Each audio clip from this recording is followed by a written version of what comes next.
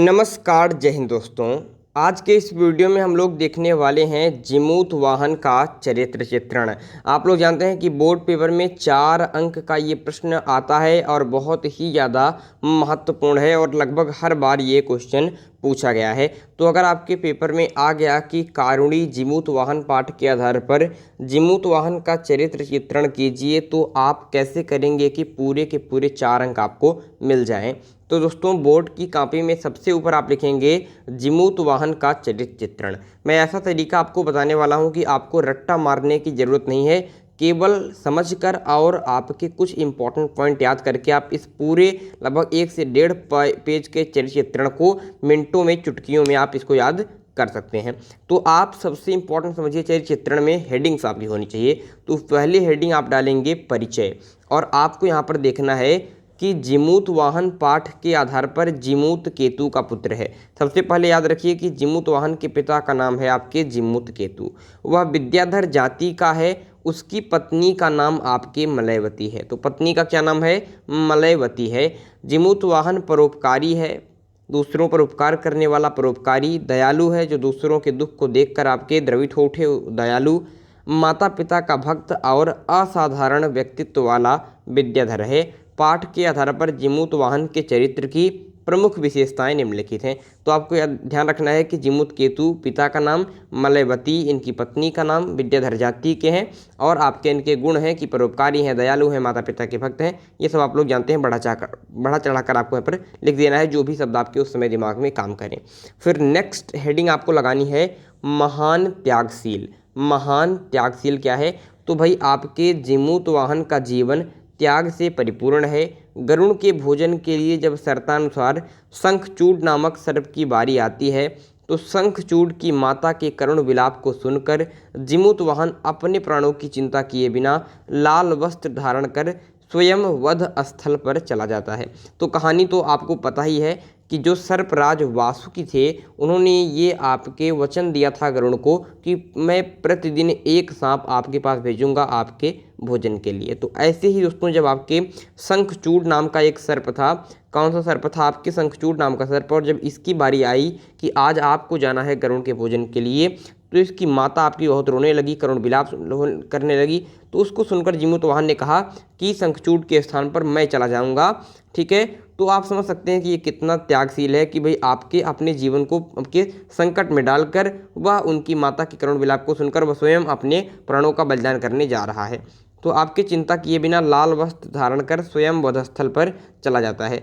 इससे उसके त्यागमय जीवन का परिचय मिलता है। तो ये एक हेडिंग की 4-5 लाइन आपको फट से याद हो गई। तो 2 हेडिंग आपको तैयार हो गई। बिल्कुल, आगे देखिए, निर्भीक व साहसी। दोस्तों, मैं आपको ऐसा तरीका बताऊंगा कि कैसे आपको याद करना है, और केवल उतना ही जितना इंपॉर्टेंट है, शॉर्ट में। ऐसा नहीं कि आप 2 पेज का याद कर लीजिए, उतनी ज़रूरत नहीं है।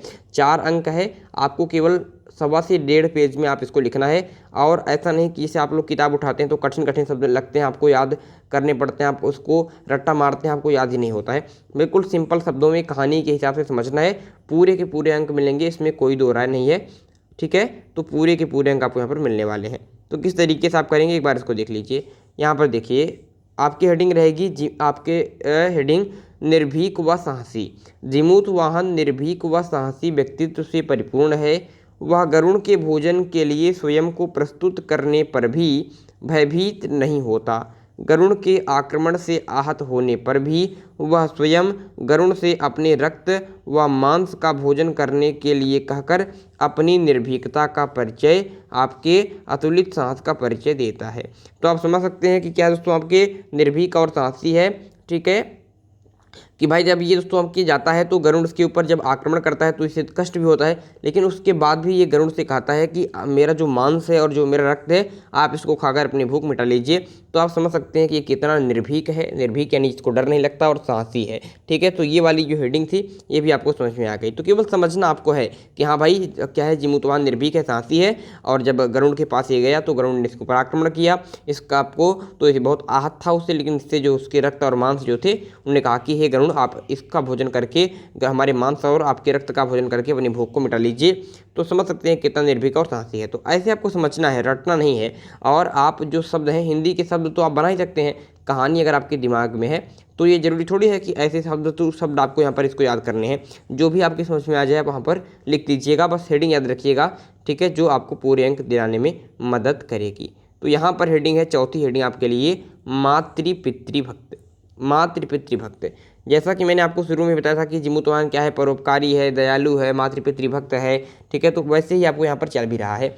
तो मातृपितृभक्त में आप लिखेंगे जीमूत वाहन मातृपितृभक्त है, माता पिता के वध स्थल पर आगमन की सूचना से वह शंखचूड़ से अपने शरीर को ढकने के लिए कहता है, क्योंकि वह उनकी व्यथा से व्याकुल हो जाता है। इस करुणावस्था में भी वह उनके अभिवादन के लिए उठकर अपनी मातृपितृभक्ति का परिचय देता है। हो गया भाई।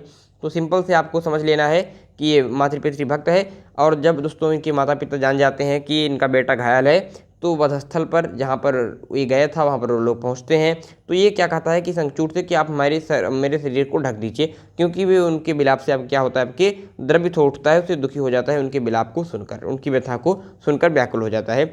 और ऐसी करुणावस्था में जब वह घायल है तभी वह अपने माता पिता को प्रणाम करने के लिए, अभिवादन करने के लिए उठ जाता है। तो आप समझ सकते हैं कि वह कितना बड़ा मातृपितृभक्त है। तो ऐसे आप समझ लेंगे, और जब आप समझे रहेंगे तो ये हिंदी में ही लिखना है, तो आप इसको आराम से लिख लेंगे। ऐसा नहीं है कि आपको संस्कृत में चरित्र चित्रण देना है, हिंदी में ही देना है। तो अगर आपने कहानी को समझ लिया है, हेडिंग में क्या आपको लिखना है, आपको उसको आपने कहानी के रूप में समझ लिया है, तो आपको ये याद करने में कोई दिक्कत नहीं है। आप इसको चुटकी बजाकर याद कर सकते हैं। केवल याद आपको क्या करना है, केवल हेडिंग याद करना है। मैं केवल इतना ही सजेशन आपको दूंगा, ठीक है, इसलिए मैंने वैसे ही बनाकर आपके लिए लाया है। और 5वीं हेडिंग आपके लिए रहेगी प्रभावशाली व्यक्तित्व। जीमूत वाहन प्रभावशाली युवक है, उसके त्यागमयी व्यक्तित्व से शंखचूड़, गरुण व पार्वती भी प्रभावित हो जाती हैं। परिणाम स्वरूप हिंसक गरुण भी अहिंसक बन जाता है।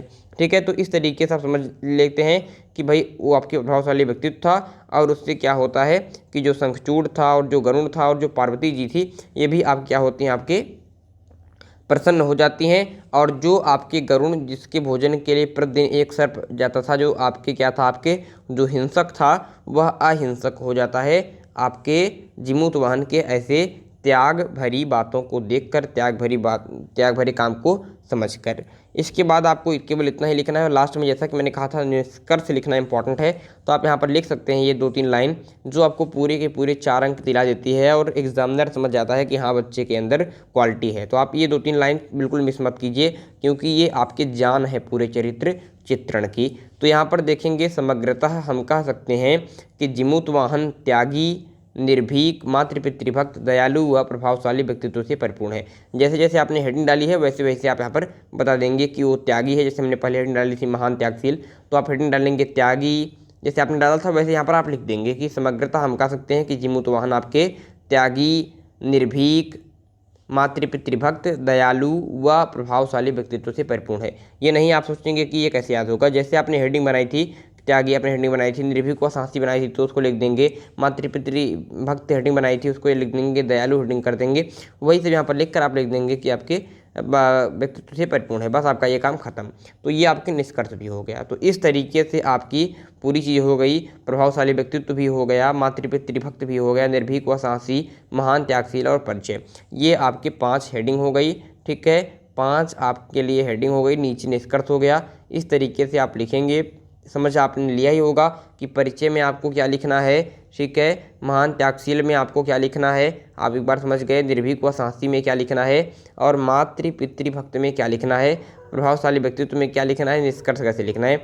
आप इसको मोटा मोटा समझ लीजिए, बाकी आपको रटने की ज़रूरत नहीं है। आप अगर नोट करना चाहें तो नोट्स में हमारी हेडिंग उतार लीजिए, और आप अपने हिसाब से इसको लिख देंगे तो आपका काम हो जाएगा। बाकी अगर आप और बेस्ट करना चाहें तो जितना कुछ यहाँ पर लिखा गया है, वीडियो को पॉज कर करके आप उसको सब अपने कॉपी में नोट कर लीजिए। वरना अगर आप इसकी PDF चाहते हैं तो हमारा ऑफिशियल नंबर है, उस पर कमेंट कर देंगे तो मैं इसकी PDF आपके पास सेंड कर दूंगा। नंबर है 9580482638, 9580482638। तो ये हमारा ऑफिशियल नंबर है, व्हाट्सअप कर देंगे तो मैं आपको इसकी PDF भेज दूंगा। बाकी आप पॉज करके भी इसको नोट कर सकते हैं, और आप इसको ऐसे ही 2-3 बार पढ़ लेंगे, 1-2 बार पढ़ लेंगे, मोटे मोटा समझ लेंगे तो 4 नंबर आपको ऐसे ही मिल जाएंगे। इस पर आपको बिल्कुल भी एफर्ट करने की ज़रूरत नहीं है। वीडियो अच्छा लगा हो तो लाइक कीजिएगा, चैनल को सब्सक्राइब कीजिएगा। अगर कोई और टॉपिक में दिक्कत हो जिस पर आप चाहते हैं मैं वीडियो बनाऊँ तो कमेंट बॉक्स में अपना सुझाव अवश्य ही रखिएगा। वीडियो को अंत तक देखने के लिए बहुत बहुत धन्यवाद। Bye bye.